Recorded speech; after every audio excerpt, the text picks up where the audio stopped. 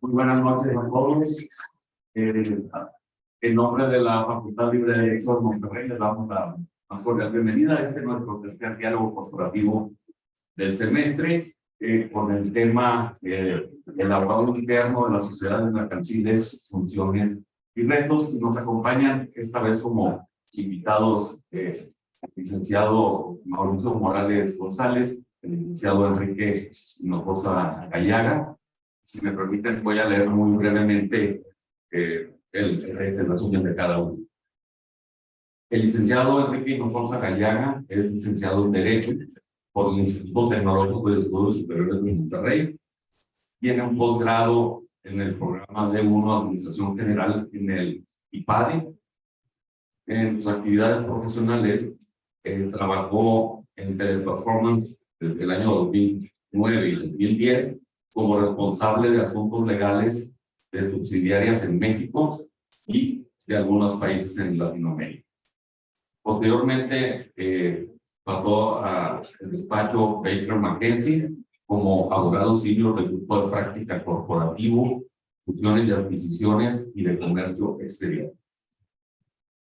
Actualmente, a partir de 2017, el licenciado Hinojosa es director jurídico de Farmacias Benavides, Sociedad Anónima Bursátil, parte de Walgreens Food Alliance, donde además es secretario del Consejo de Administración y responsable de datos personales en la sociedad. Muchas gracias, bienvenido, Mauricio. Nos acompaña el licenciado Mauricio Morales, que es egresado de la licenciatura en Derecho aquí en la Facultad Libre de Derecho de Monterrey. Tiene especialidad en Derecho Procesal Civil y Mercantil por la Universidad Panamericana en la Ciudad de México. Cursó la maestría en Administración de Empresas en el IDESA y en sus actividades profesionales fue abogado interno de la empresa de factoraje financiero llamada Abafactor, gerente de la firma de consultoría Deloitte, asociado en la firma de abogados Thompson & Knight, y desde 2011 a la fecha es gerente de M&A's, fusiones, adquisiciones y contratos en el corporativo de Vitro Sociedad Anónima Bursátil. En ratos libres escribe y es autor del libro de cuentos El cielo ilumina. Bienvenido, todos. Gracias, Ramos. Muy bien, pues muchas gracias para comenzar abriendo este diálogo. Y visto que todas las empresas son distintas y por lo tanto los departamentos jurídicos son muy diversos en tamaño, funciones y demás. Quizás valdría la pena iniciar que nos platicara un poquito cómo están estructurados los jurídicos ahí en sus empresas. ¿Qué parece? Okay. Bueno, pues en el caso de Farmacias Benavides, somos un jurídico relativamente grande. Somos aproximadamente 18 miembros del equipo, la mayoría abogados, pero tenemos por ahí 2, 3 administrativos y un par de gestores. La razón de esto es que, bueno, al ser una empresa que está en el ramo farmacéutico, pero específicamente en el retail, pues todo es volumen, porque tenemos más de 1,100 farmacias, más de 500 consultorios, un centro de distribución, además de la oficina corporativa, ¿no? Y esto, pues, genera mucho volumen de trabajo. ¿Por qué? Porque imagínense, en 1,100 farmacias, pues, tenemos 1,100 contratos de arrendamiento que hay que estar renovando, más lo que se va expandiendo. Tenemos 8,000 empleados, eso conlleva contratos de trabajo, problemas laborales, demandas laborales también, y pues eso es en un gran volumen, ¿no? Además de todo lo normal en cualquier empresa de contratos comerciales, y bueno, pues cualquier asunto que se presenta a nivel farmacia, a nivel consultorio, a nivel centro de distribución, ¿no? Entonces, ese volumen genera un equipo grande. Nosotros nos organizamos básicamente con 3 gerencias: una corporativa comercial que se encarga de los contratos con proveedores, con clientes de todo tipo, a todas las áreas, a marketing, RH, a todos le damos servicio, contratos de compañías inclusive. Tenemos otra área que es la inmobiliaria, que ve todos los contratos de arrendamiento que les digo, pero ve también todo lo que tiene que ver con licencias y permisos para poder operar la farmacia, porque hay permisos a nivel federal, a nivel local, algunos son inmobiliarios, algunos son regulatorios. Y por otro lado tenemos una gerencia que tiene que ver con toda la parte laboral. Vemos nosotros todas las demandas laborales, todas las consultas, temas migratorios cuando lo llega a ver. Y recientemente tomamos también ya los asuntos colectivos, con la reforma también en materia de sindicatos y la vida sindical, las legitimaciones. Se decidió en la empresa que pasara ahora al área legal, por lo pronto al menos los próximos 2 o 3 años, y probablemente sí se quede, dada la exigencia que va a haber, ¿no? Y tenemos una parte separada que está por convertirse en gerencia, que es la parte de contencioso y regulatorio, porque ve todo lo que tiene que ver con inspecciones, con juicios, con cualquier tema administrativo, y toda la parte regulatoria específicamente para farmacias y... Bueno, les platico de la parte de vitro.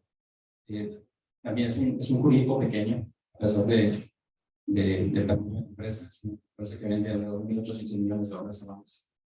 Pero hay 5 gerencias, son 2 gerencias de contratos, una de compliance o cumplimiento normativo para todas las plantas, una de propiedad intelectual y una de societario de valores, que aparte coordina parte de informes, ¿no? Entonces, la gente de contratos, una de ellas es la licenciada Sofía Sandoval, que es maestra aquí de la Libre, como uno de ustedes la debe de conocer.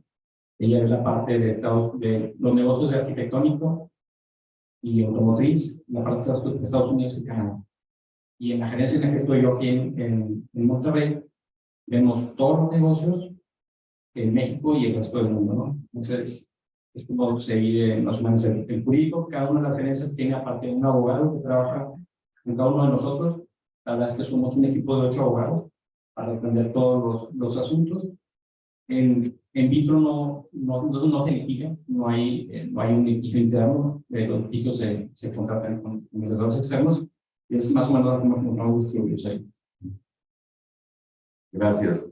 Viendo esto, ahorita que veía la biografía de cada uno de ustedes, pues digo, cuando que fueron en algún momento de la vida abogados externos y después internos, pues es muy dado que en esos despachos externos los abogados están especializados en un área del derecho muy específico. Al contrario, como lo que están contando ahorita, pues a ustedes les llegan cualquier cantidad de cosas que no necesariamente son especialistas. ¿Cómo coordinar eso entre el equipo interno, entre los externos que apoyan? Es una labor bien diferente a externo. Sí, creo que la principal característica del abogado externo es la especialización. Yo creo que ahorita, a diferencia de nosotros, creo que la tendencia de un abogado interno es ser más generalista. Y no con esto digo que es menos abogado, pero tienes que tener una apertura para conocer un poco de todo, porque un jurídico como el de vitro es como una sala de emergencias. Hay veces que nos gobiernan las alertas, las broncas, y pueden ser las broncas de todos los tamaños, ¿no? Porque o se está incendiando un horno, o alguien viene y causó una planta, o hay una demanda laboral, o hay llamada a huelga. Entonces, la verdad es que tienes que conocer un poco de todo, y con eso, digamos, el tema de generalista, ¿no? Entonces, creo que la chamba de nosotros es saber coordinarnos, saber entender qué es lo que sabes hacer bien y lo que no, tratar de ver, oye, quién es el mejor abogado para entenderlo, ¿no? Entonces, de alguna manera, en términos generales manejamos lo que podemos, y cuando la materia ya no supera, sí buscamos un especialista. En mi caso es un poquito distinto, porque si bien coincido con Mauricio completamente en cómo tiene que ser un abogado de un despacho, como nosotros, en mi caso estuve 15 años en Baker McKenzie, tienes que ser mucho más especialista, ¿no? Tienes que, si estás en el área corporativa, pues se espera que tú seas un especialista en el gobierno corporativo, en manejar contratos y en algunas ramas relacionadas, ¿no? Cuando estás en empresa, pues espera un poquito más de ti, en que si bien no puedes ser tan experto como el del despacho, sí tienes que conocer un poco de todo, pero en el caso de Benavides, por ejemplo, tenemos esa bondad, por llamarlo de alguna manera, que sí nos podemos especializar un poquito, como les digo, tenemos las gerencias y esto obedece a, como les decía ahorita, al volumen. Como nosotros tenemos mucho volumen por la cantidad de empleados y de sucursales, pues ahí varía un poquito del caso de Vitro, por ejemplo, ¿no? Aquí tenemos que tener, por llamarlo de alguna manera, la maquila, ¿no? La talacha de lo que tiene que salir. Hay contratos que tienen que salir semana con semana, hay demandas laborales que tenemos que estar atendiendo constantemente, pero al mismo tiempo tenemos que tener esa expertise de generalista porque de tiempo en tiempo igual llega gente con un tema de que pues, una persona se nos murió en un consultorio, una señora se cayó en una farmacia y se pegó y quiere demandar, de repente nos cae una investigación de la COFESE o nos puede caer un cuestionamiento de alguna otra autoridad, puede caer un asunto fiscal o un asunto laboral que a muchos les gusta llegar, en nuestro caso que está tan diversificado, pues llegan a quererle meter un gol a la autoridad, ¿no? Tener trabajo en una sucursal donde la gente no tiene la preparación, entonces tenemos que entrar al quite, ¿no? Entonces eso nos hace ser un poquito, por un lado, especializados, pero sí tenemos que mantener cierto margen de maniobra para atender las urgencias, ¿no? Siendo así, digo, la verdad de las cosas es que ustedes tienen que saber muy bien cómo delegar los adultos que tienen, cosa que para algunos nos cuesta cierto trabajo. Y para poder delegar, pues tienes que confiar en quien estás delegando a alguna cosa. Porque si quisieran hacer ustedes todo eso, no hay manera. ¿Qué perfil de abogado buscas cuando vas a contratar a alguien para tu equipo? Contratos más que yo. Sí, antes de la pandemia creo que las cosas han cambiado, ¿no? Antes de la pandemia yo recuerdo que hay un desfile de chavos que, por ejemplo, del libro de todas las universidades hacen prácticas, ¿no? Entonces, yo creo que si me refiero a contratar así, creo que sí. Hay cantidad de abogados que me saludan en la calle que de repente ya no me acuerdo ni de sus nombres, pero porque sé que pasaron por Vitro, ¿no? Porque nosotros tenemos los practicantes, ya Chapa que está en la otra gente tenemos los practicantes, y bueno, el caso es que creo que mucho tiene que ver, yo cuando te digo los abogados, es las ganas de trabajar y echarle ganas. Yo creo que ahí está la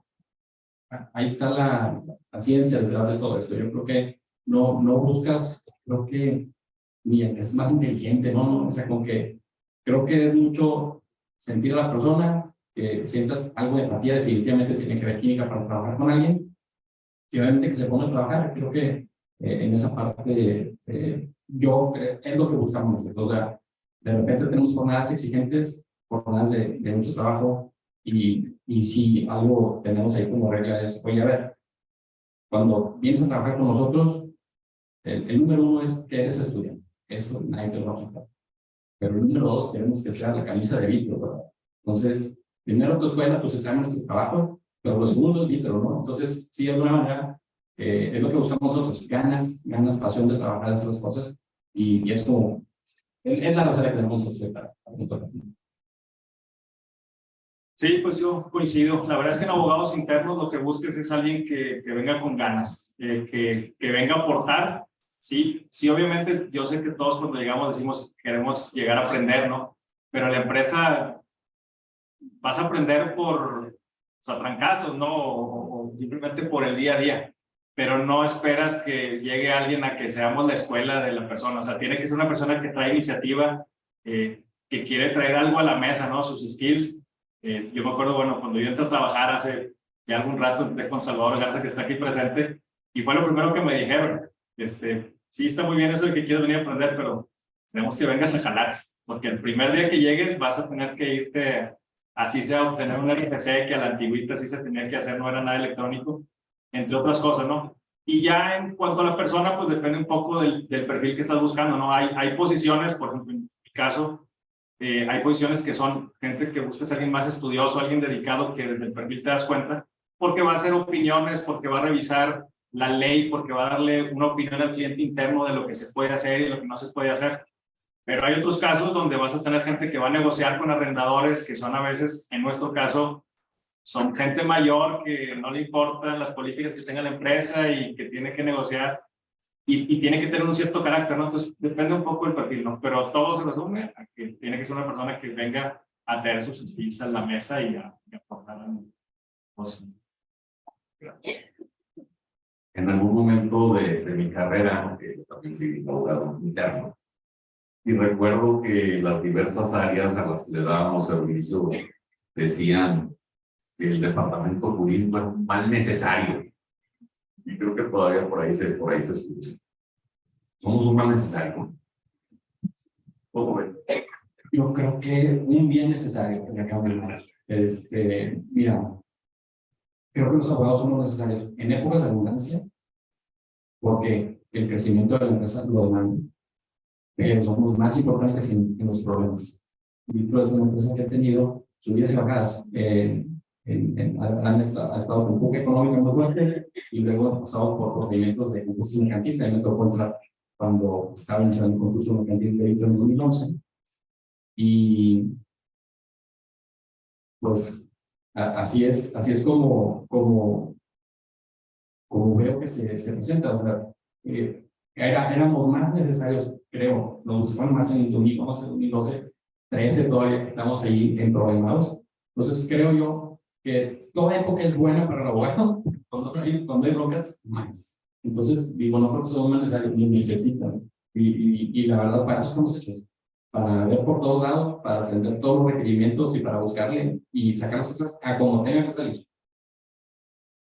Sí, de acuerdo, es un bien necesario y por un lado definitivamente es lo que acaba de mencionar Mauricio, pero también es el cuidarlos de ellos mismos, ¿no? Porque a veces el abogado tiene un cierto sentido común de los problemas, de anticiparnos a lo que puede salir mal, porque eso es lo que hacemos cuando revisamos un contrato, cuando anticipamos un juicio que puede dar, y revisamos, es que esto puede salir mal por X o por Y o por Z, y eso muchas veces el negocio no lo ve y los tienes que cuidar de ellos mismos, porque hasta en cosas tan sencillas como a mí me toca verlo y mi equipo hace mucha burla de eso, de que dicen, es que llega a veces el cliente interno y me dice, oye, es que necesito que me hagas un contrato. Ok, ¿de qué quieres el contrato? No sé, o sea, nomás necesito que es con un proveedor, necesito un contrato de lo que sea para que me lo autorice procurement y que lo den de alta y que no se pueda empezar a trabajar. Entonces luego empiezas a revisar y te das cuenta que a veces lo que necesitan es dar de alta un proveedor para un evento en donde no necesitas un contrato, una simple orden de compra o ciertos términos y condiciones funciona, ¿no? Porque a veces por el valor, a lo mejor por política, ni es necesario. Pero la gente, contrario a los abogados, no quiero decir todos, pero muchos ni leen, ¿no? Entonces a veces no saben, no leen las políticas y no saben que no necesitan un contrato para algunas cosas. Entonces, un ejemplo tan burdo como este que les doy, aplica de lo más chico a lo más grande. Entonces, definitivamente un abogado más. Es necesario, y déjame complementar un poco también. Creo que los abogados que estamos en la trinchera de las empresas tenemos que también saber adaptarnos a la empresa. Cuando entras al mundo de los negocios, la verdad sales de la libre y te sientes el que lo sabe todo, el que domina todo, y el que nadie me va a enseñar nada. Cuando yo entro a Vitro, oh sorpresa, empiezo a descubrir el mundo de las empresas y yo reconozco que lo he minimizado, lo he hecho así polvo. Y cuando veo todo lo que se hace dentro del negocio, cómo se toman las decisiones y cómo buscas que en verdad haya crecimiento y que se desarrolle, que haya una riqueza para la comunidad, fue cuando yo empecé también a voltear a ver la administración. Me pongo a estudiar la maestría y digo, ¿qué más todo? O sea, yo la verdad decía o me ofrecía a la gente que trabajaba en la administración y es un universo padrísimo y si te sumas a ese proyecto, ya también como un aliado, ¿no? O sea, definitivamente cuando vienen con el abogado, no va a decir que no y no se pueden hacer las cosas, pero cuando entiendes la razón del negocio y lo que quiere buscar la empresa y tú sabes adaptarte a eso, creo que es donde dicen, oye, el abogado fíjate que sí nos entendió y ya está haciendo lo que necesitamos. Yo creo que es un poquito también nosotros abrirnos a ese campo. Ahorita que estamos aquí entre abogados, creo que es un mundo increíble, el mundo de los negocios, y creo que en la medida que nosotros también nos abrimos a eso, creo que también podemos ser mejores abogados para la organización.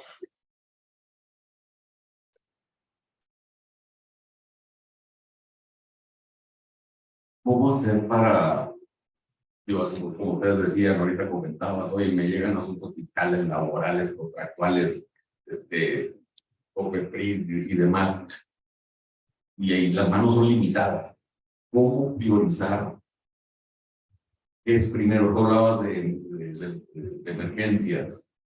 ¿Cómo haces esa jerarquización, priorización del trabajo? Pues, mira, en nuestro caso, fuera de lo que es volumen, eso ya lo mencioné varias veces, realmente depende un poco del tipo de empresa, ¿no? Yo que estuve en una empresa, como son al principio de Teleperformance, que aunque era una empresa global, no dejaba de ser un poquito familiar porque venía de Proesa y estaba un poquito más arraigado el tema de manejarse como empresa familiar. Entonces, en ese tipo de empresa, no tiene malo, simplemente es diferente. Se mueve mucho lo que es la línea del director general, por ejemplo. Entonces, si todo el barco se mueve para un lado. Y en una empresa un poquito más global o más institucional, como en el caso de Bitcoin, pues hay un consejo directivo o hay digamos, un grupo de ejecutivos que toman las decisiones en conjunto, aunque hay un director general. Entonces, ahí obedece un poquito más esa parte de cuál es la dirección del negocio. Y luego pues ya siguen las partes obvias, ¿no? Que una es la especialización que hay del equipo para saber cómo se prioriza, la cuantía del asunto, porque eso también determina la urgencia, y el tercero, que a veces es el más importante, es el exposure que puede tener la empresa a un asunto que puede ser corporal o que puede tener un daño reputacional. O sea, un tema que acabe en un asunto fiscal, que se termine una responsabilidad para un ejecutivo, pues obviamente lo vas a evitar siempre, ¿no? Lo mismo si es un asunto penal o de otro índole que puede causar una mala reputación a la empresa, pues también lo va a dar cierto riesgo.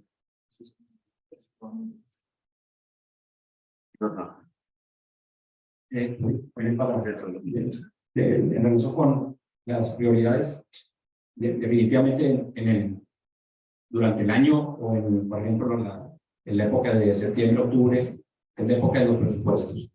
Es cuando todos los negocios se reúnen para decir, oye, ¿qué vamos a hacer el año que entra? ¿En qué se va a invertir? ¿Cuál es la planeación? Entonces, en la medida que a los abogados les dan a conocer todos los planes estratégicos de hacia dónde va el negocio, en esa medida nosotros también podemos priorizar. Entonces, de manera a lo mejor global o corporativa, sabes hacia dónde va el negocio y te dicen, oye, hay un proyecto de inversión aquí, acá y acá. Entonces ya sabes, oye, ¿dónde van a estar las miradas? En que estos proyectos salgan adelante. Pero como jurídico interno, pues no nada más en términos estratégicos, se está dando de todos los días, ¿no? Pues son troncones de repente que no esperas, ¿no? Entonces ahí, en las juntas semanales, nosotros todos los lunes en la mañana reportamos con el director jurídico. Entonces repasamos, oye, ¿qué asuntos trae cada uno? Y el director nos va diciendo, oye, tú vas a necesitar ayuda aquí, tú vas a necesitar ayuda allá, oye, mejor pide, o sea, vamos tratando de canalizar todos los esfuerzos, que somos poquitos los recursos, pues bueno, hay que ver cómo nos apoyamos entre todos, ¿no? Entonces, una forma de ordenar y priorizar también los dependientes. Ahora bien, en cuestiones de ustedes tienen proveedores de servicios externos, tienen relaciones con gobiernos municipales, estatales, federal. ¿Cómo controlan toda la parte de ética de su departamento jurídico con autoridades gubernamentales y con proveedores de servicios externos? Mira, en el caso de nosotros, el área legal está separada del área de compliance. Es un poquito distinto a lo mejor a la mayoría de las empresas ahorita. Pero así está diseñado porque así de donde colgamos de Welding Goods Alliance, así está diseñado. O sea, hay un área de compliance que cuelga desde el grupo, a la división internacional, a nosotros. Entonces, estamos muy coordinados, vamos trabajando mucho de la mano y pues cómo se cuida esto, por un lado, con políticas que son del conocimiento de todos, legales, digamos, el primer frente de esas políticas que tienen que cuidarlas ante el negocio. Y por el otro lado, pues tenemos una línea de reporte, ¿no? Cuando llega a haber alguna situación inapropiada, ya sea interna o externa, pues hay manera de reportarlo y hay líneas de investigación independientes que atiendan este tipo de asuntos para hacer recomendaciones y que la empresa tome decisiones. Y igualmente acá, como menciona Enrique, trabajamos a través del código de ética. Nosotros creo que hacemos un poquito más de todo, aunque hacemos una empresa grande. El jurídico participa en la redacción, en la preparación de las políticas, inclusive en el código de ética.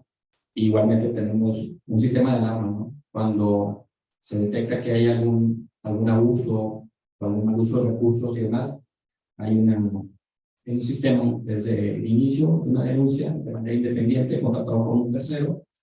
Entonces es un ciclo que te lleva de inicio a fin, ¿no? cuando arranca el reporte, que hemos tenido varios, se empieza a conformar un comité de ética, en donde participan varias áreas de la organización, incluyendo el área jurídica, para atender los casos, y hay una serie de reglamentos para saber cómo vamos a atender cada uno de los procedimientos hasta llegar a su fin. Entonces, ¿cómo lo hacemos? Pues sí, esa es la forma. Y si llegara a detectar alguno de los casos, ¿qué le pasa? O espero que no haya pasado. ¿Qué podría pasar con ese colaborador que llegó a realizar esa conducta? En nuestro caso, hay por política distintos momentos, ¿no? En algunos casos, por el tipo de problemática, puede ser disciplina progresiva, que puede ir desde una amonestación verbal, una amonestación escrita con un plazo de 6 meses o de 1 año para hacer una revisión y que se levante la amonestación. Pero en casos más serios, pues puede ser inclusive un despido. Y va, no es Ahora en la pandemia de COVID-19, digo, pues todo el mundo cambió, y no es diferencia lo que nos pasó en el gremio de los abogados. Por ejemplo, acá los vemos parte corporativa y contractual, pues cambió nuestra forma de las asambleas de accionistas, las sesiones del consejo, cambian las formas de perfeccionar contratos. Como aparentemente ahorita parecería que ya ha pasado todo eso. Todas esas enseñanzas que tuvimos de toda esta parte electrónica, contractual, de firmas electrónicas, juntas virtuales, ¿será algo que llegó para quedarse o debemos olvidar? Definitivamente llegó para quedarse. Miren, yo creo que, digo, probablemente todo el mundo ya les murió, pero bueno, nosotros no llevamos los litigios, pero vamos los representantes en todos los litigios, ¿no? Pues yo ya tuve varias audiencias vía Zoom con secretarios de juzgado y personal de las autoridades. Para mí pues fue una novedad que dije, bueno, pues así son las cosas, ni hablar, ¿no? Pero lo curioso es que el abogado que me representaba como autor estaba en tu carro sentado, se veía ahí en el Zoom, el secretario estaba en su oficina, yo estaba en la mía y decía, bueno, pues este mundo así es de ahora, ¿no? O sea, el mundo cambió, y en la parte de firmas y la digitalización, los temas electrónicos, definitivamente están cambiando todo, ¿no? En Estados Unidos ya había muchos avances, creo que ahora en México pues no nos podemos quedar atrás, ¿no? Ya tenemos ahí varios proyectos donde estamos utilizando firmas electrónicas, de alguna manera evitar, creo que en el caso donde debe ser más, pero el volumen de papeles suele ser de repente muy grande, y nos genera muchas eficiencias trabajar con firmas electrónicas y buscar que funcionen las cosas, ¿no? Sí, yo coincido. Yo creo que llegó para quedarse, y siento yo que en una forma híbrida, por lo pronto, ¿no? Hay cuestiones a distancia, todas las que mencionó Mauricio, que definitivamente así se van a quedar, y habrá algunas que volveremos a lo que era antes, ¿no? Algo como estamos ahorita, presencial y no virtual. En ocasiones se presta y puede ser más provecho. Lo mismo en el trabajo, nosotros ya nos quedamos con un esquema híbrido que aparentemente va a ser permanente, y así lo veo en muchas empresas, ¿no? Aparte que facilite las cosas como la firma electrónica y todo esto, que va a seguir evolucionando para...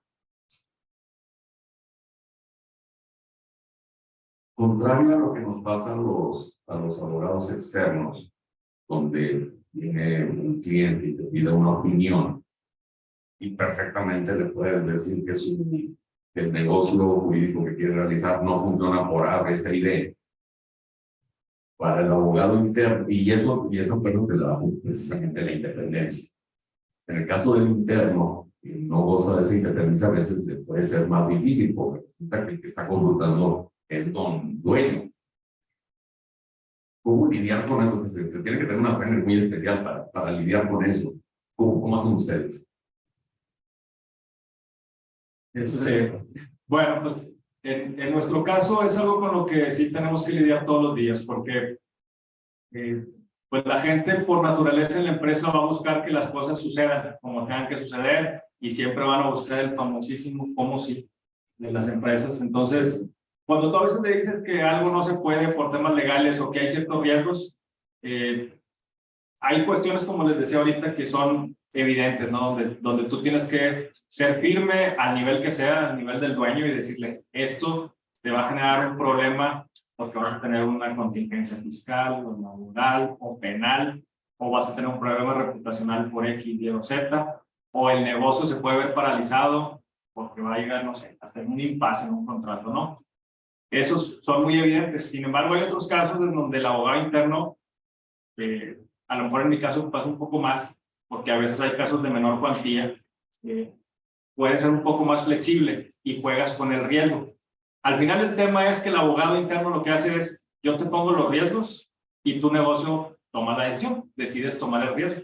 Y tú con esa manera lo documentas, ¿no? Hay ocasiones en donde con eso es suficiente, hay ocasiones donde tienes que ser mucho más firme. Es un dolor de cabeza, definitivo. Aunque seamos una empresa grande, al final del día las decisiones las toman personas, ¿sí? Entonces, es bien difícil imponerte. ¿Por qué? Porque el negocio manda, el dinero manda y tiene que salir las cosas, ¿no? Como dice. Entonces, imponerte es difícil, pero no imposible. Y si les platico algo que nos pasó de hace poco, ¿no? Contratamos una instalación eléctrica con un proveedor y nos quedó muy bien. Entonces, al grado de estar demandándolos y demás, ¿no? Y no nos dimos cuenta que no todos los negocios, nunca planta, contratan al mismo proveedor, ¿no? Entonces, o lo quieren contratar. Entonces, por un lado nos estamos dando hasta con la cubeta en una planta en una ciudad, y por otro lado lo estamos contratando para una nueva inversión. Entonces, te habla el director de operaciones, el señor que va a armar un horno, y te dice, oye, pues es que el compromiso es que el horno esté chorreando vidrio en marzo del 23. Y pues, la cosa tiene que salir, ¿no? Entonces, ¿qué haces? Te tienes que imponer. No hay de otra. O sea, ¿cuál es el carácter? No sé, no sé cuál sea. Yo creo que tienes que entrarle un poquito a la cordura y decir, oye, ponete firme, ¿no? Entonces, en esa situación, echamos abajo el contratista, echamos abajo la negociación. La verdad es que fue una batalla que me costó muchísimo. O sea, los retos no son fáciles, pero tienes que hacer, tienes que buscar todos los skills posibles que tengas. O sea, personalidad, emociones y demás, porque pues, tú como abogado estás diciendo al director, que es el dueño casi del negocio, que no se puede hacer lo que quiere, ¿no?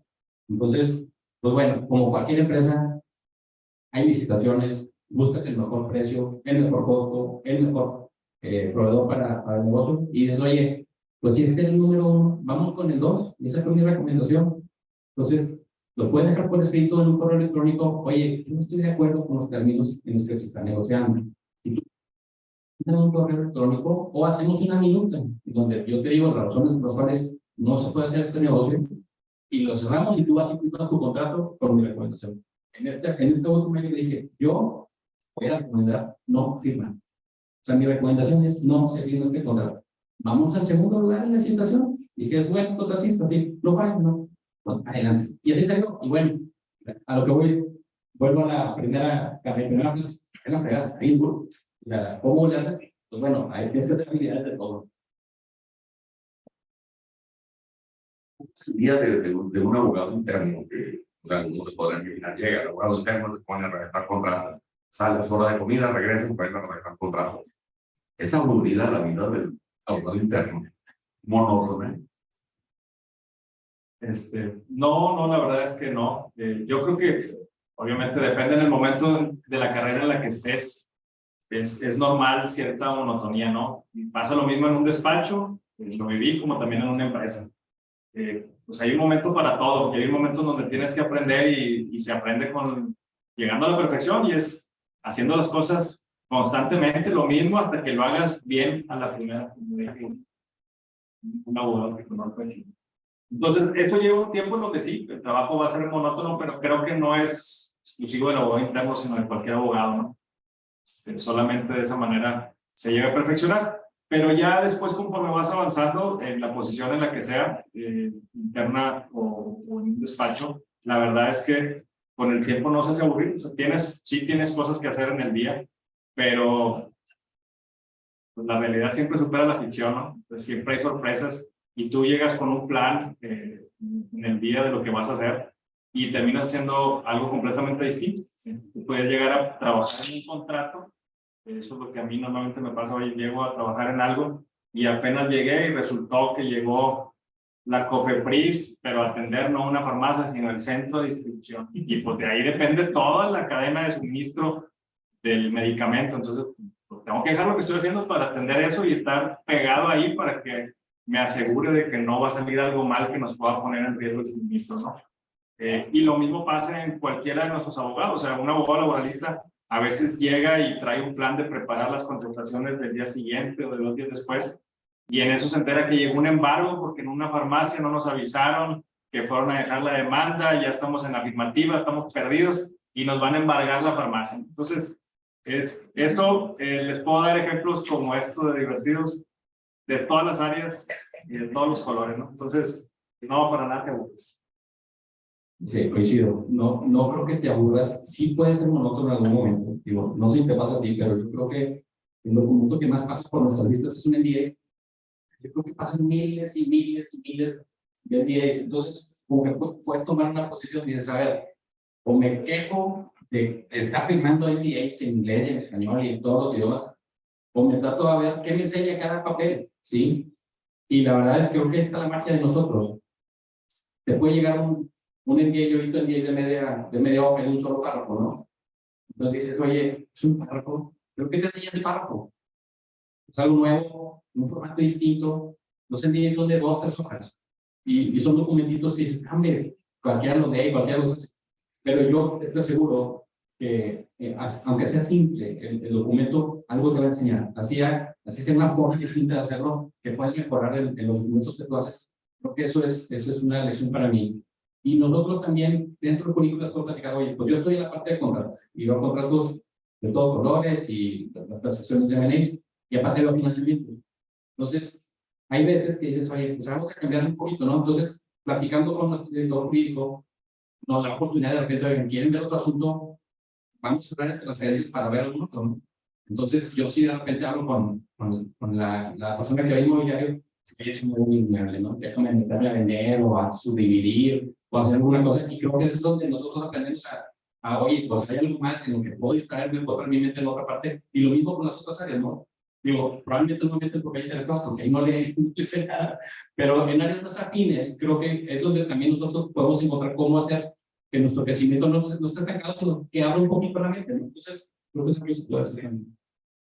Y el negocio va cambiando, ¿eh? O sea, de repente la empresa llega con un nuevo proyecto y te tienes que especializar en algo que no tenías pensado. De repente se les ocurre, digo, lo más común en muchos negocios es entrar a la era digital, ¿no? Entonces, el contrato más simple que tenías ya machacado para tu operación de todos los días, pues tiene un giro completamente distinto cuando se convierte en un tema ya de electrónico, de e-commerce, de un marketplace donde tienes que firmar. Entonces, pues eso te lleva a entender completamente nuevas formas de aplicar el derecho, ¿no? Y eso, pues yo creo que para nada es aburrido.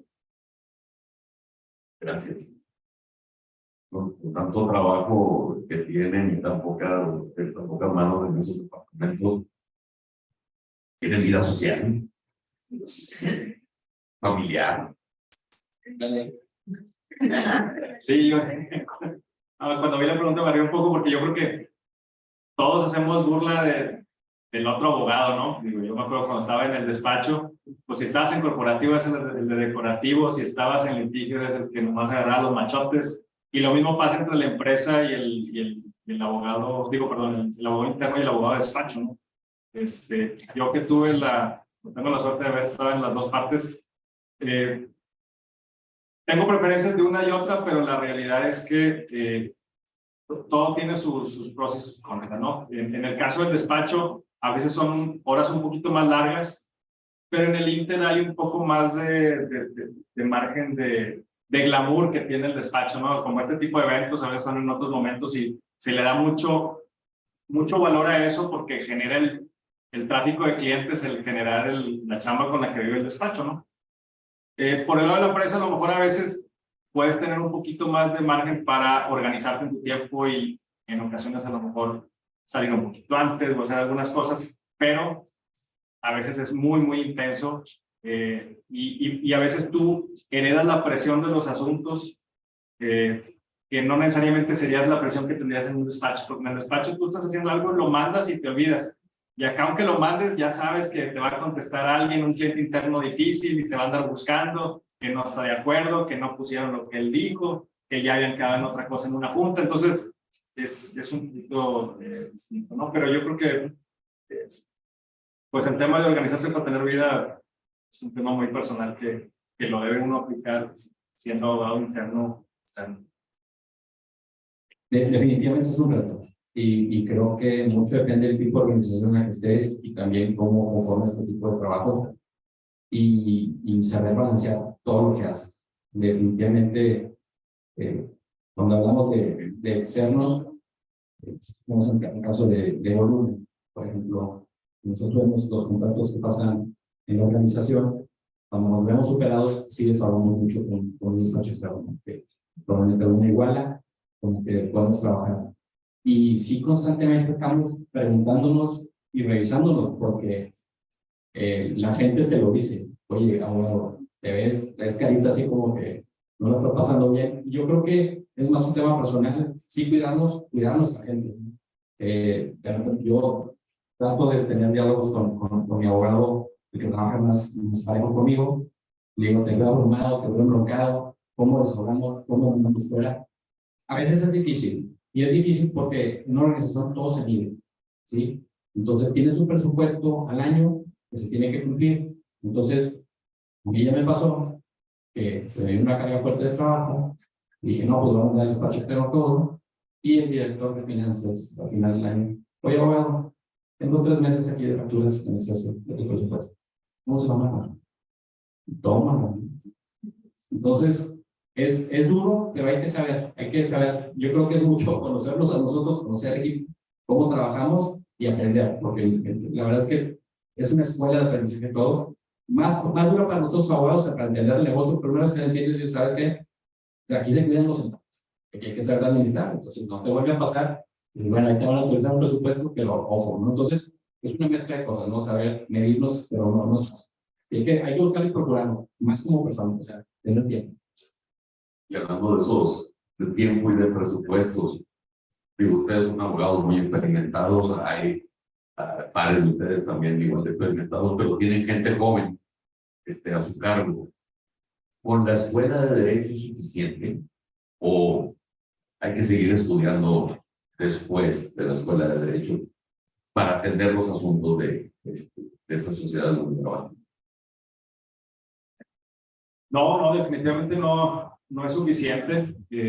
Yo les puedo platicar mi experiencia personal. Por ejemplo, cuando yo entré a Baker McKenzie, pues entré a Comercio Exterior y Aduanas, que la verdad es que en la carrera de Derecho había una clase de aduanas en todo el programa y era como hasta 6º semestre, si mal no recuerdo. Entonces, cuando entré, pues les dije, más que yo no sé nada de comercio de aduana. Ahí sí fue, aquí sí vas a aprender, ¿no? Pero igual, o sea, trabajando, ¿no? Entonces, yo creo que no es suficiente. Yo entré a trabajar en 2001, más o menos. Y en ese entonces sí se utilizaba ser practicante, pero no era tan común como ahorita, que la gran mayoría está trabajando en algún lado, ya sea en meritorio, ya sea en un despacho, ya sea en una empresa. Y ahorita la verdad es que yo más bien creo que es indispensable. Si un estudiante no está trabajando, no quiero decir que lo tenga que hacer del primer semestre, no, pero en algún momento de la carrera lo tiene que hacer y no tiene que ser de tiempo completo. O sea, yo sé que hay escuelas donde es más difícil organizarse, pero siempre hay manera de trabajar con algún despacho o buscar algún momento para practicar, porque eso pues es lo que la empresa va a buscar. Y la verdad es que si no llegas con eso, solamente que tengas una urgencia como empresa muy grande, pero ustedes lo saben, todas las escuelas tienen muchos abogados que se están recibiendo todos los años y cuando llegan con nosotros ya trabajaron en 2 o 3 lugares, aunque sea 6 meses o ya fueron meritorios y luego en una empresa, luego en un despacho, aunque sea un tío, pero tienen noción y eso ayuda mucho. Sí, definitivo, uno tiene que seguir formándose, pero también creo que la empresa o el lugar de trabajo te sigue formando, ¿no? Yo no creo que platicamos con el director jurídico cuando estaba a punto de contratarme y me decía, bien, Mauricio, mi maestría más grande ha sido estar en esta organización. Me dice, todo lo que ha pasado en esta organización, subidas y bajadas, me dice, para mí ha sido una maestría que no me enseña nadie. Definitivamente, el trabajar en una empresa o en un despacho te enseña mucho, pero también seguir formándote, ¿no? Y creo que la bondad que nos ofrecen ahora los medios electrónicos de poder tomar cursos en línea es algo que definitivamente tenemos que seguir haciendo, pero definitivamente no dejar a un lado que aprendes en las organizaciones, ¿no? Yo creo que a nosotros, o a mí como abogado, ha sido sorprendente también el participar con muchos grupos de trabajo de las distintas áreas de la empresa, coordinamos con todos ellos. Cuando tenemos una transacción, no sé, de un crédito en Nueva York, ya saben, de cientos de millones de dólares, y donde sabes que hay abogados del banco en Estados Unidos, hay abogados tuyos en Estados Unidos, hay abogados del Banco de México, hay abogados tuyos en México. Estás tú como jurídico interno. Tienes que coordinar a toda esta raza y que las cosas salgan, de verdad es un reto y es un aprendizaje. Y es algo que los probablemente esperando los fracasos aprendes a lidiar con eso, ¿no? Pero es algo que se va desarrollando y que, bueno, pues es parte del desarrollo que dentro de las organizaciones también se da. Si les parece, tenemos un público muy nutrido. Si les parece, abrimos a preguntas y respuestas de ustedes. Si alguien quisiera preguntarle a alguno de los expositores. Sí, nada más como que cuestión de, o sea, sí, más de orden. Y pregunta era sobre si existen otras direcciones jurídicas alrededor del país, o sea, y ustedes se coordinan con estas, o si de plano aquí está como que la cabeza y ustedes dirigen, o sea, de manera nacional o cómo funciona. En el caso de Vitro es un solo jurídico, el director jurídico, Javier Chavaleta, que es mi jefe, él es el director de todo lo que suceda en todo el mundo, por decirte algo, ¿no? Vitro tiene operaciones en Estados Unidos y Canadá, Sudamérica, Centroamérica, Asia, Europa. Entonces, donde salga la bronca, hay que meternos, ¿no? Entonces, de alguna manera, creo que hay jurídicos internacionales que te dan estas bondades de dar unos fracasos bastante sabrosos, bien interesantes, bien retadores. Habrá también jurídicos nacionales. La empresa en la que yo estoy, en algún momento había un jurídico nacional y un jurídico internacional. Ahorita es uno solo. Entonces, yo te puedo decir que desde aquí se dirige todo. Tenemos una abogada en Colombia, creo. Sí, no creo. Tenemos una abogada en Colombia que se coordina con nosotros para algunas cosas. Y Xochitl trabaja con una abogada en Estados Unidos para ver temas de Estados Unidos. Y o sea, de verdad que somos pocos, pero así es como está organizado. Sí, en mi caso, yo soy el responsable de todo el departamento legal de Farmacias Benavides y eso cubre todo México. O sea, todo lo que pasa en las farmacias de todo el país, los consultorios, etcétera. Y tengo algo de interacción con Londres, con el corporativo. El corporativo de México está aquí en Monterrey, por eso así está estructurado. Y yo reporto al director general de México, pero reporto al director jurídico internacional que él está en Londres. Y por lo mismo, pues tengo que tener mucha coordinación con ellos. Hay formatos de contratos que tenemos que adaptar dentro de empleados, con temas comerciales, clausulados en especial que tenemos que tener para políticas de la empresa que se cumplan, como por ejemplo el manejo de la información, la seguridad, los datos personales, algunas reglas de procurement, algunas otras reglas que aplican por ser empresa pública en el extranjero. Y por la misma interacción, pues me toca de repente también participar en asuntos que tienen que ver con Chile, sobre todo, y de repente un poquito con Tailandia o con algún otro país de Bolivia. Pero en sí, de aquí se maneja todo. Adelante, de atrás. Quiero preguntar, en la experiencia de ustedes en la empresa, creo que la tendencia es legal tech. soluciones por medio de plataformas. Las empresas ya lo están haciendo, tanto inteligencia artificial como análisis de documentos. Hay en vitro o en nariz algún programa que dice gestión de contratos como webs o alguna plataforma. Mira, nosotros hemos analizado algunas propuestas de inteligencia artificial y sobre todo porque un banco que trabaja con nosotros en Estados Unidos nos dijo que ellos tenían, por decir algo, recibían o tenían que firmar como 300 contratos de confidencialidad a la semana, ¿no? No había ejército de personas que pudieran sacarlo adelante. Entonces nos comentaron que tenían un programa de inteligencia artificial que aprendía qué parte de las cláusulas o de las obligaciones se aceptaban y que no, y se le instruía a un programa y de alguna manera disparaba todos los NDAs de forma automática a las contrapartes para que se negociaran. Nosotros no quisimos dar el paso. O sea, sí tenemos que estar ahí, hemos explorado algunos, pero todavía no tenemos en esa parte. En nuestro caso, sí hemos tenido algunos acercamientos, como dices tú, con WebDocs y algunas otras empresas que ofrecen estos servicios. Lo estamos analizando, sobre todo por el tema de volumen que tenemos nosotros. Pudiera ser que en temas de licencias y permisos, en algunos contratos, por ejemplo, en las renovaciones de arrendamientos, en algunos formatos muy específicos de los cambios de cuenta bancaria, donde vemos que hay volumen en donde a lo mejor el trabajo de un abogado no es tan necesario, como por ejemplo en los NDAs o lo que nosotros vemos aquí, unos contratos B2B donde son operaciones muy específicas para promociones con nuestros proveedores. En esos casos se está analizando el utilizar inteligencia artificial. WA ya lo aplica en algunos países y por eso nos está llevando un poquito a forzarnos a analizarlo, ¿no? Y sí es algo que traemos en mente. En el Inter lo que nosotros hemos hecho, al menos desde que yo entré ahí a Benavides, es tratar de digitalizar todo lo más posible. ¿A qué me refiero? Por ejemplo, cuando yo entré, las autorizaciones de los contratos eran manuales, ¿no? O sea, firmaban un papel y luego se iba a la otra dirección y a la otra y de repente pues, se perdían en el camino o se quedaban en el escritorio de alguna asistente durante semanas, ¿no?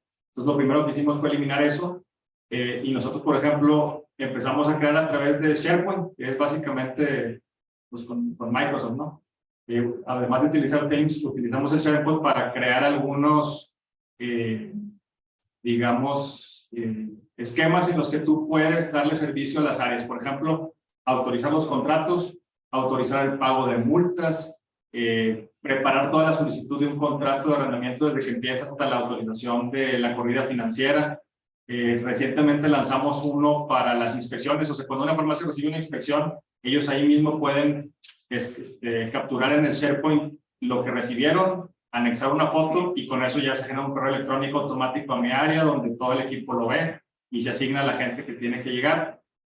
Y eso nos ayuda a generar información estadística muy valiosa, ¿no? Yo te puedo decir en tiempo real cuántos contratos hemos hecho en el mes, en el año, cuántas demandas laborales tengo vivas, por qué valor, cuántas inspecciones recibo al mes y de qué tipo de autoridad. Entonces todo eso nos va generando información estadística muy valiosa que nos ayuda a ver dónde hay distintos riesgos. Fíjate, ahorita que comentaba Enrique, también te comento un caso similar. Entonces, tenemos una inversión de un orden en Toluca, ¿no? Y cuando hay una inversión, no sé, 70 millones de dólares, de repente necesitas un montón de contratos, ¿no? Entonces, ahorita tenemos contratados a 2 personas que están ahí en Toluca y a través de un SharePoint, todos subimos la información a un SharePoint.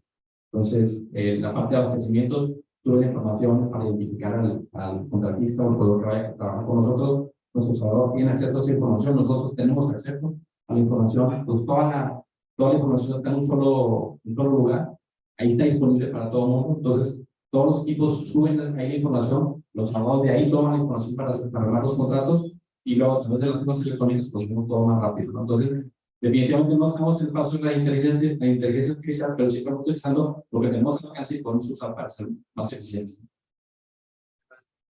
Porque tenemos un punto. Así es.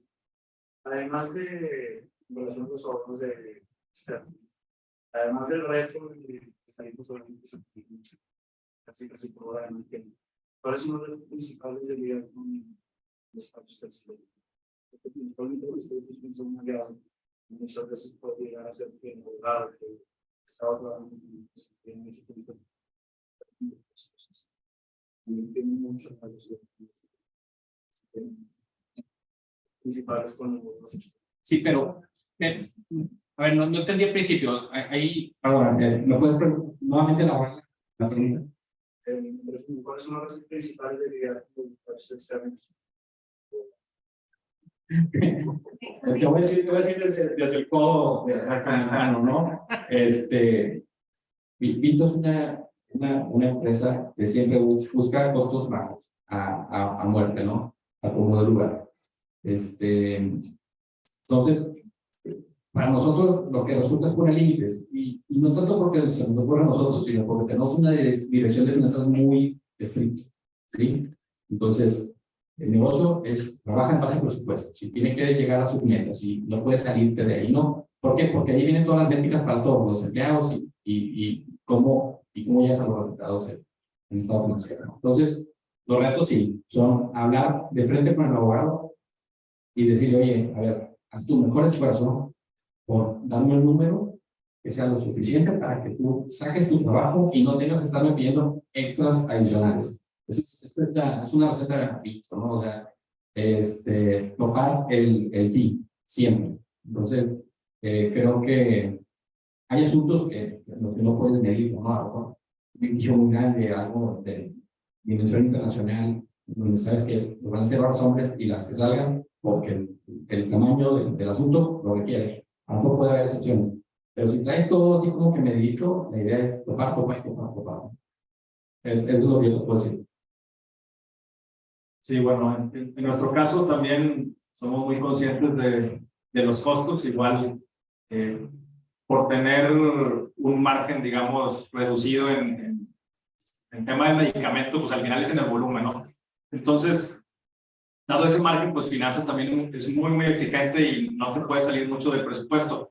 Si a eso le agregan que somos un equipo grande, pues la expectativa casi siempre de la empresa es que todo lo haga el equipo de legal de Benavides. Entonces, cuando tengo que salirme de ahí, es cuando batallo. Lo que tengo que tratar es que el despacho me dé una cuota por proyecto. Aún así le pido tiempo, no en cuánto tiempo lo va a hacer, pero le pido que me haga una cuota por el proyecto en particular. Eso es en lo que a veces cuesta un poco, porque pues para el despacho no es fácil. Yo ya estuve del otro lado y a veces cuantificar las horas que se va a tardar, ¿no?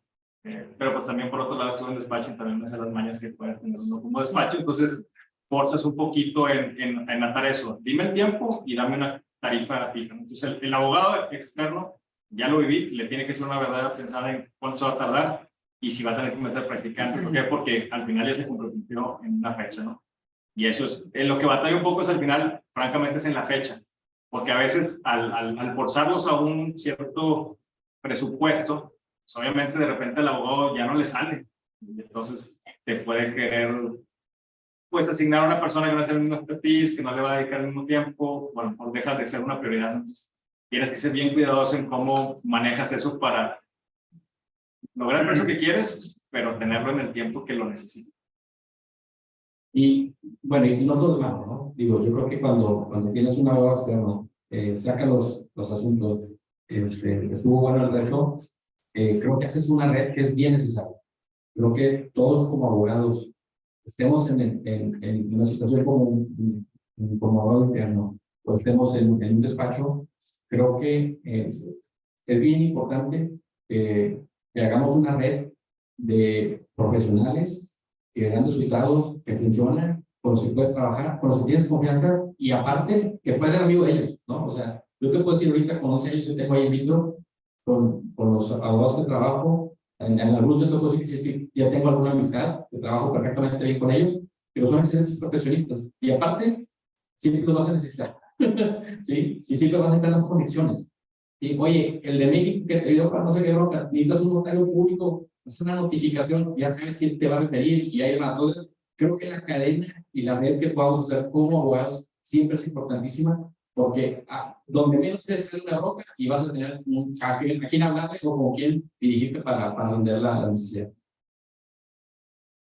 Gracias. Ahorita hablas de los KPIs, ¿no? De las demás departamentos y jurídicos de los últimos que les exigen.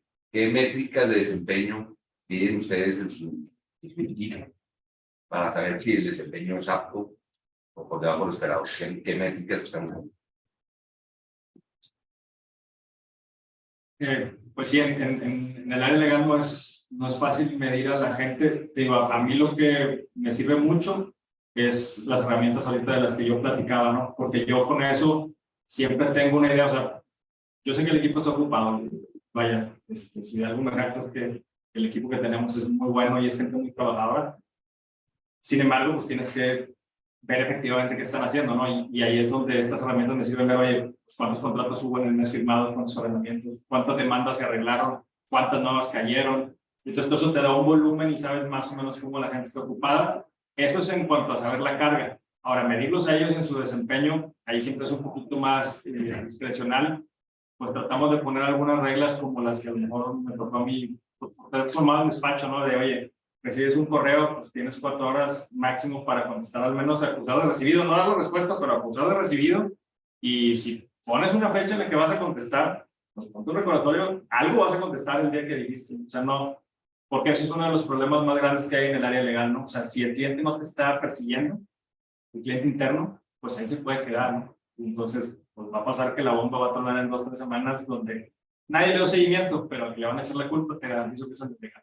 Entonces, eso es lo que nosotros internamente, como empresa, pues sí hay algunas otras métricas, ¿no? Por ejemplo, el área inmobiliaria, pues la expansión es algo crítico para una empresa de retail. Entonces, las aperturas tienen fecha de caducidad y se tiene que dar sí o sí en esa fecha. Y si no se da, ahí se busca el culpable y eso sí se mide. Entonces, eso es lo que puede ser mucho. Sí. Acá no es el trabajo rutinario ni el volumen como para medir a la gente. Hemos hecho algunos esfuerzos por tener métricas tipo despacho de abogados y apuntar tus horas y demás, pero yo lo que puedo decir es que lo que nos funciona a nosotros es juntas semanales. O sea, todos los lunes reportas con tu jefe, qué asunto trae, para cuándo son y demás. Esa es la forma como nosotros lo medimos. Yo te puedo decir, no hay nadie rascándose la panza en el currículum, o sea, son demasiados asuntos, son muchas cosas las que tenemos todos. Entonces, de alguna forma, no es la organización o no es el currículum estructurado para tener esta medición, aunque pudiera ser una buena oportunidad para hacerlo. ¿Alguna otra pregunta? ¿Qué problemáticas desde que llegan como in-house las peleas a externos? Así que llega una problemática de tal naturaleza que dices, esto yo ya no lo hago, esto, y va para afuera. Si ya tienen como que medido qué áreas, qué zonas de... O llega y dicen, pues los analiza y después sabes que está más complicado. O cómo se toma decisiones para si se queda o outsource. Te contesto así rápido. En mi caso, nosotros como contratos, cuando llega una jurisdicción fuera de la mexicana, o sea, que de repente llega un documento en donde tu contraparte insiste que la legislación alemana es la que va a regir el documento y no hay forma de sacarlo de ahí, ¿no? Entonces, yo creo que de entrada es que necesitamos a alguien que nos ayude a revisar el documento. 2, la materia. Por ejemplo, el otro día traemos ahí un tema de un parque solar de celdas fotovoltaicas. Queríamos hacer una inversión en un nuevo negocio y definitivamente la materia nadie la conocía. Entonces, en automático, buscar un externo, un especialista que nos ayude con qué se come esto. Entonces, esa es la parte. Y la otra es el volumen. En nuestro caso, el externo de repente, en esa parte lo tenemos bien, en esa categoría, ¿no? Para los contratos necesitamos de repente manos, manos para sacar el volumen de asuntos que traemos, ¿no? Entonces, por ahí van, jurisdicción, materia, volumen, es el caso de Víctor. Mira, en el caso de nosotros, obedece un poquito lo que mencionaba yo hace rato, que es, uno es la materia, otro es el monto, definitivamente, y el tercero es el exposure que puede haber para la empresa o sus ejecutivos, ya sea reputacional o penal o fiscal, ¿no? Esas 3 cosas son las que nosotros evaluamos para pasarlo rápido en base al término que tendríamos para el proyecto. O sea, porque si es, no sé, te voy a inventar. Llega una investigación de la COFESE, que es relacionada no como un tercero coadyuvante, sino investigado nosotros, te garantizo que al día siguiente ya estoy hablando con un despacho de los grandes, a ver cómo le vamos a hacer para que nos asesoren. Si somos un tercero coadyuvante y tengo cierto plan, pues a lo mejor me espero y digo, no me está buscando a mí como industria, sino voy a contestarle nada más para lo que él está investigando. A lo mejor eso es algo, y lo hemos hecho interno. Igual es un asunto, por ejemplo, de un fraude, ¿no? Que nos ha tocado los fraudes electrónicos, que ahora son una moda.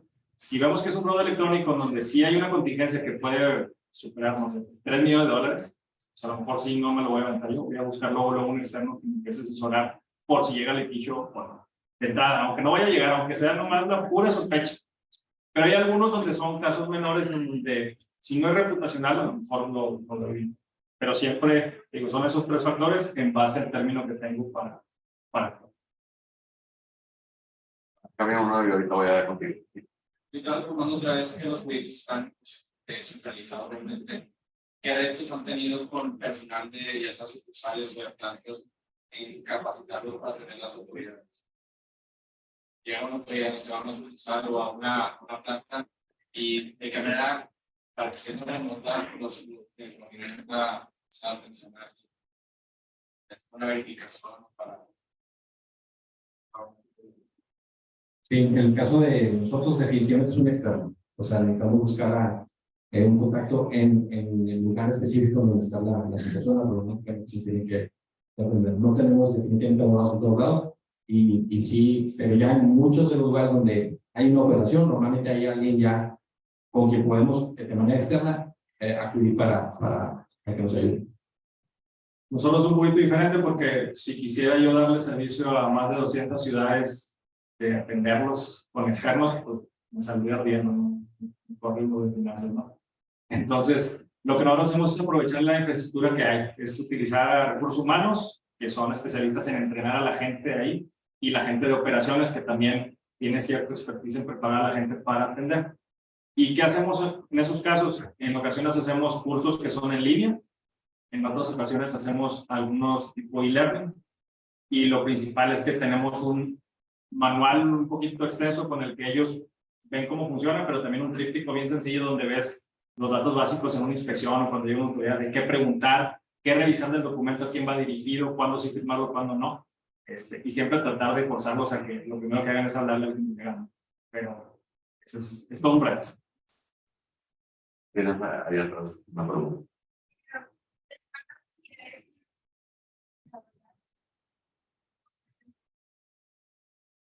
¿Cuál ha sido la que más les hace y en qué situación?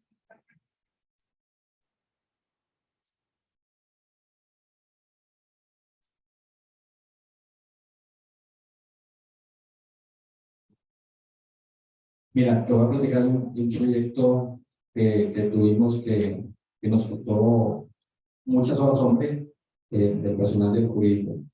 En el 2015, Víctor vendió la división de bases, que fue el negocio fundacional que le dio vida a la empresa, ¿no? Y se vendió por $2.15 millones. Entonces, esa transacción, se firmó la compra, la venta del negocio el 13 de mayo del 2015 y logramos cerrarlo el 1 de septiembre de 2015. No te puedo explicar lo que trabajamos de mayo a septiembre. Yo creo que es la vez que más he trabajado en mi vida. Yo te puedo asegurar que fueron 6 semanas sin parar, incluiendo sábados y domingos, encerrados en esa operación. Pero la operación que iba a rescatar la vida de la empresa. O sea, gracias a esa operación, Víctor terminó una deuda que tenía, acabó con un concurso mercantil, o sea, tuvo los recursos para estar en cero deuda, ¿no? Entonces, los skills fue, híjole, nos hicimos pacientes, aprendimos a comer menos. Definitivamente, si comíamos así, parece ridículo, pero si echamos una torta íbamos a estar dormidos a la hora, ahí tirados en el suelo, ¿no? Entonces aprendimos a comer ligero, a pasarla bien. En las noches tratábamos de invitar a mucha gente a que estuviera con nosotros para estar despiertos porque eran jornadas muy tardes. Pero te puedo decir que al final fue la transacción de nuestras vidas. Al final, cualquier mensaje que llegaba para darnos ánimos era buenísimo. y hicimos una química padrísima cuando cerramos la transacción. Te voy a platicar. En esta transacción había 57 personas conectadas cuando se apretó el botón para que se dispersaran los recursos, ¿no? Para hacer la operación, ¿no? Entonces, se hicieron ensayos del cierre. Hubo momentos en donde, bueno, pues ese día no dormimos, ¿no? Obviamente, la gente que llegó al día siguiente nos veía y usted no sabía cómo no nos hemos ido. Pero aprendimos a cambiar mucho la forma de hacer y de trabajar. Y la gente nos decía, me da problema tu buen humor. Me caes mal de verte que estás bien. Y dije, oye, es que no hay de otra. O sea, esto tiene que salir y lo que tengamos que hacer, ¿no? Entonces creo que todo el equipo entró en una dimensión en donde, oigan, hay que hacer lo que tengamos que hacer. Aprendimos a pasar bien, aprendimos a comer ligero, te lo digo porque de claro podía nosotros ahí. Y bueno, es la experiencia de la vida para nosotros. Sí, mira, yo te platico así rápido dos experiencias. La primera, agridulce, pero contestando un poco tu pregunta, que fue cuando yo estaba en Benavides, tenía un poco más de un año, nos tocó organizar la primera reestructura fuerte de la empresa, donde iban a salir más de 100 personas, muchos del corporativo, directores que yo conocía, que tenía cierta amistad, que contratábamos, y había mucho nerviosismo al ser parte de un grupo global, porque todo el mundo estaba con ese pendiente de que todo saliera bien, que no fuera a haber problemas sindicales, problemas de demandas laborales, problemas de que si fuera un zafarrancho ahí en la oficina, que hubiera desmayado. Digo, pueden pasar mil cosas en una reestructura, ¿no? Entonces, pues yo no tenía ese expertise. La verdad es que yo fui abogado 15 años externo, pero mucho más en corporativo y en fusiones y adquisiciones. Y la parte de due diligence y todo no te da esa preparación. Entonces fue mucho estrés, fue mucho trabajo, un par de meses de estarnos preparando para ese momento. Y digo agridulce porque salió muy bien, salió exitoso todo lo que te digo, nos salió perfecto. Sin embargo, pues fue un día tristísimo en la empresa donde pues, no se me va a olvidar y no se lo desea a nadie, ¿no? Porque, o sea, donde yo pasaba la gente se escondía y, o sea, fue bien complicado. Curricularmente a lo mejor se puede ver bien, poderlo platicar que lo hiciste exitosamente, pero es un momento doloroso como miembro de una empresa que a lo mejor como externo no lo veía. Me tocó verlo desde afuera, ¿no? Y en cuanto a satisfacción, yo diría que la parte administrativa del negocio, ahorita antes de entrar, platicaba aquí con Salvador que al ser el director del área te conviertes en el administrador del equipo, ¿no? Entonces administrar a casi 20 gentes, administrar un presupuesto, administrar, ser a veces hasta un poquito el psicólogo de la gente, todo eso es una parte que he tenido que ir desarrollando bien o mal, todavía me falta mucho por aprender y por eso ahorita, Miguel, estuve en el IPAD y vaya, yo me siento joven y todavía me falta mucho que aprender. Entonces, pero esa es la parte que a mí me emociona mucho, me da mucha satisfacción porque es algo que va más allá de la abogacía. Pero creo que un abogado está bien preparado para hacerlo. ¿Alguna otra pregunta? Muy bien, pues muchas gracias a todos por su atención. Estén pendientes de las redes para nuestro próximo diálogo y pues a nuestros expositores y muchas gracias por su disposición y por su tiempo para compartir con nosotros. Buenas noches. Gracias.